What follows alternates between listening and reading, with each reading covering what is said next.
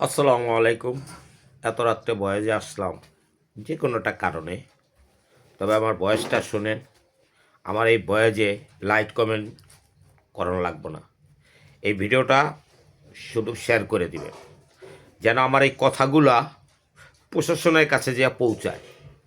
কারণ আমি অনেক ফেসবুকে দেখি প্রশাসনরা অনেক দোকানে রেট দিতেছে, জরিমানা করতেছে, দেখে খুব ভালো লাগে। কিন্তু আমাদের এই ক্যানিগঞ্জ এই জিনিসটা হয় না। 1300 টাকার গ্যাস বর্তমানে 2500 টাকা। তারপরও দোকানে গেলে কয় গ্যাস নাই। কারণ কষ্টের মধ্যে পড়ে আছে আমাদের মতন মধ্য পরিবার। আমরা যে বাসায় থাকি এই বাসায় লাকড়ির চুলা নাই, লাকড়িটার রান্নার কোনো ব্যবস্থা নাই। আছে লাইনের গ্যাস, তাও আসে না। রান্দি সিলিন্ডারে, তাও গ্যাস নাই। কারণ আমার মতন অনেক পরিবার আছে 2 দিন যাবৎ তারা চুলায় বাতি জ্বালাইতে পারে না, কারণ গ্যাস নাই। তারা রাঁধতেও পারে না, খাইতেও পারে না। 10 টাকার লাকড়ি কিনতে গেলে এখন 20 টাকা। এখন কোনো নেতারা আন্দোলন করে না, এখন কোনো নেতা নাই, কারণ এর প্রতিবাদ করার কোনো মানুষ নাই।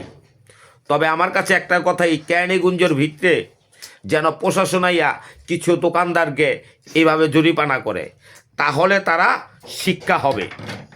এছাড়া তারা শিক্ষা হবে না। তবে দাদারা, আমার এই ভিডিওটা সবচেয়ে শেয়ার করে দিয়েন বেশি। শেয়ার করে দিলে এই ভিডিওটা যে কোনো একজনের কাছে যেয়ে পৌঁছবে। আর পৌঁছালেই এই ভিডিওটা দেখা যাবে। আমার এই কথাগুলা যেন প্রশাসন শুনে, আর প্রশাসন শোনার পরে যেন এই ক্যানিগঞ্জে এসে দোকানদারকে এই শিক্ষাগুলা দেয়, যেন গরিব মানুষ কিভাবে, অসহায় মানুষ, এখানে গার্মেন্টসের মানুষ চাকরি করে, এখানে কেউ বোঝা বায়, কেউ নৌকা বায়, কেউ রিক্সা চালায়। এখানে দরিদ্র মানুষ বেশি ক্যানিগঞ্জের ভিতরে, কারণ এখানে কোনো বড়লোক বেশি না। এই দরিদ্রর কারণে মানুষরা ভাত খাইতে পারতেছে না এখন। তবে কেন এই দেশে? এই কারণ কেউ তো এটা নিয়ে আন্দোলন করে না। এনসিপি তো আন্দোলন করে না, ওই তৌহিদি জনতারা আন্দোলন করে না, ইসলামী দলের আন্দোলন করে না, বিএনপি আন্দোলন করে না। তা আন্দোলন তোমাদের কি নিয়ে? ক্ষমতা নিয়ে। তাহলে কি তোমাদের ক্ষমতা, তোমাদের টাকার দরকার? তোমরা গরিব মানুষ তো চাও না। গরিব মানুষের কোনো দরকার নাই। তোমগো দরকার হলো টাকা। যদি গরিব মানুষের, জনতার দরকার হতো, তাহলে এই 2 দিনে অন্তপক্ষে তোমরা এর একজন প্রতিবাদ জানাইতা। কিন্তু তোমরা তো এটা জানাইলে না। কেন? কারণ তোমাদের গরিব মানুষদের দরকার নাই, জনতা তোমাদের দরকার নাই। তোমাদের দরকার হলো টাকা। আমি ভাই কোনো রাজনীতিতে না, আমি শুধু আছি পেট নীতি নিয়ে। কারণ আমি একটা মধ্য পরিবারের ছেলে।